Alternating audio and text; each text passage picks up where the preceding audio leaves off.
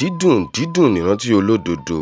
Ẹ jẹ́ á ṣèrántí ẹni ire wa ìyẹn Murphy Àfọlábí. Ẹ jẹ́ á jùmọ̀ sẹlẹbírẹ́tì òṣèrékùnrin olóògbé nì ìyẹn Murphy Àfọlábí. Ẹ káàárọ̀, ẹ káàsán, ẹ káalẹ́ o ní gbogbo ibi tẹ́ ẹ ti ní àǹfààní àti máa wo ìkànnì ìyẹn ìkànnì KingFax TV tá a ti ń mú àwọn update wá fún yín nípa tàwọn tòṣèré àtàwọn celebrities wa. Ẹ ṣe wá láǹfààní, ẹ share kẹ́ ẹ like post wa, kẹ́ ẹ ṣe kíni, kẹ́ ẹ comment. Ọdún yìí ló pé ọdún méjì tí Murphy Àfọlábí jáde láyé o. Ẹ jẹ́ á sọ díẹ̀ lára ohun tá a mọ̀ méjì mẹ́ta nípa Murphy Àfọlábí o. Nígbà tí ó ń bẹ láyé o, a ò ní kú lójijì o. Nígbà tí ògo wa bá dé, wọn ò ní wá wa tì. Ẹ ṣàmì àdúrà yìí, ẹ share. Murphy Àfọlábí jẹ́ gbajúgbajà òṣèré sinimá, òǹkọ̀wé, olùgbéjáde eré àti adarí eré nínú fíìmù Yorùbá tilẹ̀ Nàìjíríà.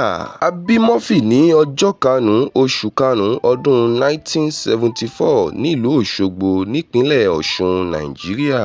Ó kàwé gboyè dípúlọ́mà nínú ẹ̀kọ́ ìròyìn, mass communication, theatre arts àti ìgbéréjáde ìyẹn film production ní polytechnic ìpínlẹ̀ Ọ̀ṣun ìré. Murphy Àfọlábí bẹ̀rẹ̀ iṣẹ́ òṣèré rẹ̀ ní ìgbẹ̀yìn àwọn ọdún 1990s. Ó gbajúmọ̀ fún ipa rẹ̀ nínú àwọn fíìmù Yorùbá tí ó sì ti kópa nínú fíìmù tí ó lé ní 60. Àwọn fíìmù rẹ̀ tí ó lókìkí púpọ̀ nínú wọn ni Ifá Olókun. Èyí ni fíìmù àkọ́kọ́ rẹ̀ lábẹ́ Dágunró, àfi kí Ọlọ́run fọ̀run kẹ́ bàbá wa Dágunró. Ọmọ Rápálá, fíìmù tí ó sọ ọ́ di gbajúmọ̀ gangan nìyẹn o. Jìmí Bẹ́ndẹ̀, Olókìkí Òru àti Ìdẹ̀ra.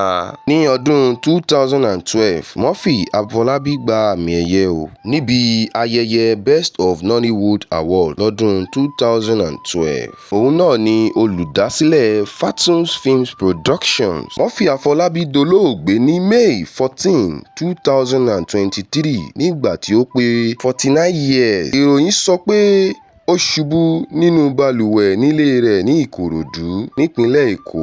Èyí ló fa ikú rẹ̀ tí ó sì fi àwọn ọmọ mẹ́ta sílẹ̀ sáyé lọ. Kí Ọlọ́run kí ó fi ọ̀run kẹ́ Murphy Àfọlábí o, kí ó sì bá wa tọ́jú àwọn ọmọ tí ó fi sílẹ̀ sáyé lọ. Díẹ̀ lára ohun tá a lè sọ tá a mọ̀ nípa òṣèrékùnrin olóògbé nì Murphy Àfọlábí o. A fi eléyìí ṣe ìrántí rẹ̀ ní ìgbà gbogbo. Ẹ má gbàgbé o, kẹ́ ẹ like post wa, kẹ́ ẹ share, kẹ́ ẹ ṣe kíni, kẹ́ ẹ comment. Don't forget to follow tàbí kẹ́ ẹ subscribe. Ire o.